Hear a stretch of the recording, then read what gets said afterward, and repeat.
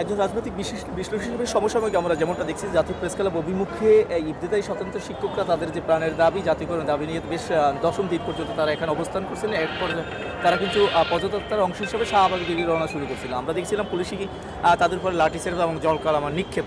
একজন রাজনৈতিক বিশ্লেষক এর বিষয়টাকে আপনারা কোন চোখে দেখেন? মানে এটা কি প্রতিক্রিয়া কি হওয়া উচিত?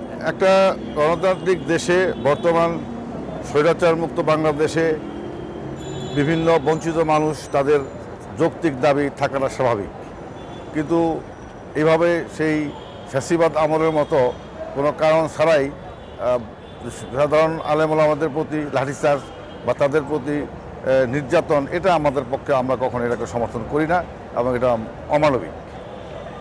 আমরা চাই যে কোনো দাবি দেওয়ায় আসুক, তার যৌক্তিক বিশ্লেষণ করে সে ব্যাপারে একটা সুষ্ঠু সমাধান করাটাই উত্তম পন্থা।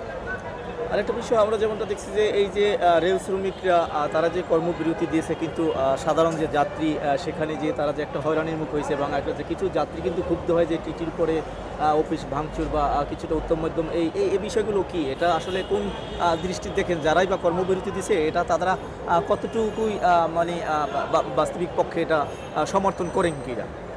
আসলে কার উপরে হাত উঠানো বা শারীরিক নির্যাতন করার পক্ষে আমি না। প্রতিবাদ থাকতে পারে, তবে বাংলাদেশ রেলওয়ে কর্তৃপক্ষ দীর্ঘ সময়ে স্বৈরশাসনের কবলে থেকে যে ভয়াবহ দুর্নীতির আখড়া হিসেবে পরিণত হয়েছে, সেই জায়গাটায় হস্তক্ষেপ করা উচিত।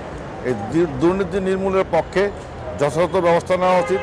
দুর্নীতিবাজদেরকে সরিয়ে দক্ষ এবং সৎ লোক নিয়োগ দেওয়া এই সময়ের দাবি, কারণ এদেরকে ধারাবাহিকভাবে এই দুর্নীতিবাজদেরকে রাখলে জনগণের ভোগান্তি বাড়বে। আমাদের রেল ব্যবস্থা আগের চেয়ে অনেক উন্নত হয়েছে, অনেক বেড়েছে জনসংখ্যা, কিন্তু সেই আদি আমলের মানসিকতা এখনও রয়ে গেছে। যদিও অনলাইন হয়েছে, ডিজিটাল হয়েছে, কিন্তু মানসিক দিক থেকে আমরা এখনও অ্যানালগ।